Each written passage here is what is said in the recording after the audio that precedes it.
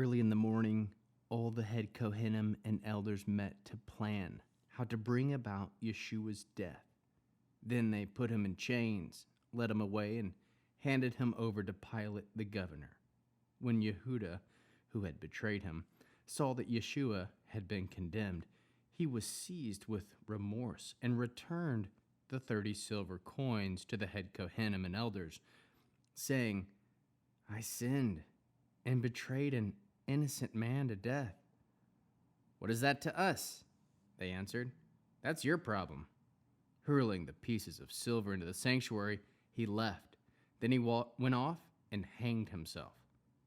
The head Kohanim took the silver coins and said, "It is prohibited to put this into the temple treasury because it is blood money." So they decided to use it to build a potter's field as a cemetery for foreigners. This is how it came to be called the Field of Blood, a name that still bears. Then what Zechariah the prophet spoke was fulfilled. And they took the 30 silver coins, which was the piece of people of Israel had agreed to pay for him, and used them to buy the potter's field, just as the Lord directed me. Meanwhile, Yeshua was brought before the governor, and the governor put this question to him: "Are you the king of the Jews?" Yeshua answered, "The words are yours." But when he was accused by the head Kohanim and elders, he gave no answer. Then Pilate said to him, "Don't you hear all these charges they are making against you?" But the governor's great amazement, he did not say a single word in reply to the accusations. It was the governor's custom during the festival to set free one prisoner, whomever the crowd asked for. There was at that time a notorious prisoner being held named Yeshua bar Abba. So when the crowd had gathered, Pilate said to them, "Whom do you want me to set free for you, Barabbas or Yeshua, called the Messiah?" For he understood that it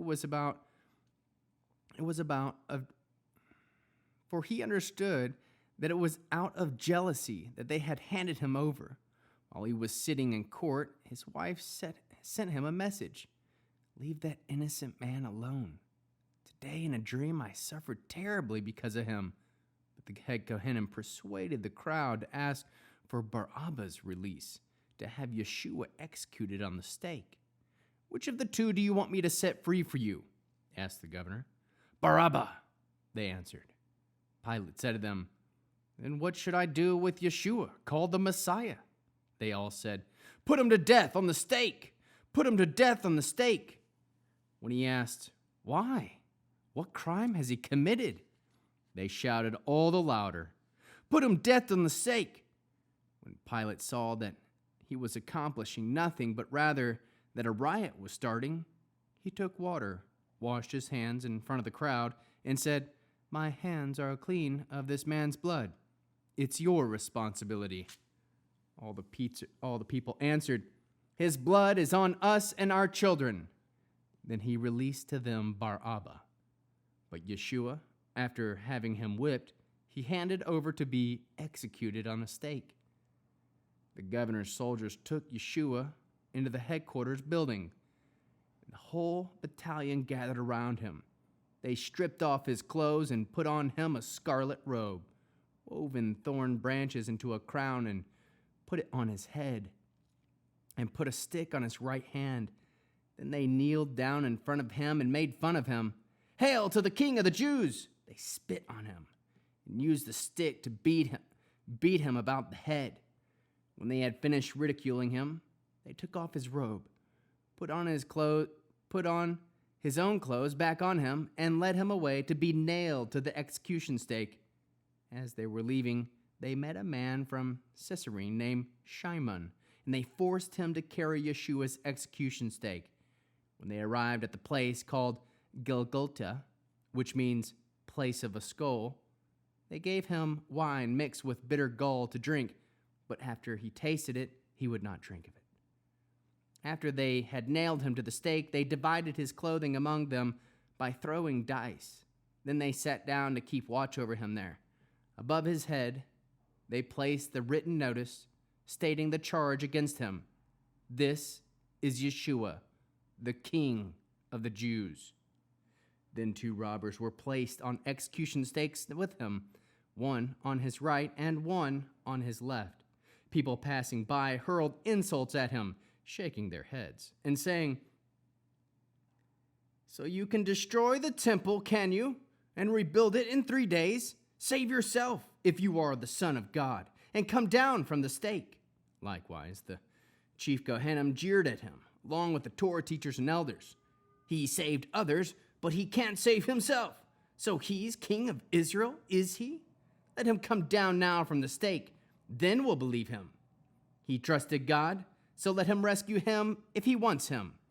After all, he did say, 'I'm the Son of God.'" Even the robbers nailed up with him insulted him in the same way. From noon until 3 o'clock in the afternoon, all the land was covered with a darkness. At about 3, Yeshua uttered a loud cry, "Eli, Eli, lama shvachtini." My God, why have you deserted me?" On hearing this, some of the bystanders said, "He's calling on Eliyahu." Immediately one of them ran and took a sponge soaked in vinegar, put it on a stick, and gave it to him to drink. The rest said, "Wait, let's see if Eliyahu comes and rescues him." But Yeshua, again crying in a loud voice, yielded up his spirit. At that moment, the paraclete in the temple was ripped in 2 from top to bottom, and there was an earthquake with rocks splitting apart.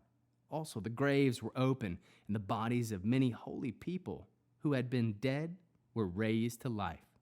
And after Yeshua rose, they came out of the graves and went into the holy city, where many people saw them. When the Roman officers and those with him who were keeping watch over Yeshua saw the earthquake and what had happened, they were awestruck and said, He really was the Son of God." There were many women there looking on from a distance. They had followed Yeshua from Gilgal, helping him. Among them were Miriam from Magdala, Miriam, the mother of Yaakov and Joseph, and the mother of Zebedee's sons. Toward evening, there came a wealthy man from Ramatayim named Joseph, who was himself a Talmud of Yeshua. He approached Pilate and asked for Yeshua's body, and Pilate ordered it to be given to him. Joseph took the body, wrapped it in a clean linen sheet, and laid it on his own tomb, which he had recently had cut out of rock. After rolling a large stone in front of the entrance of the tomb, he went away. Miriam of Magdala and the other Miriam stayed there, sitting opposite the grave.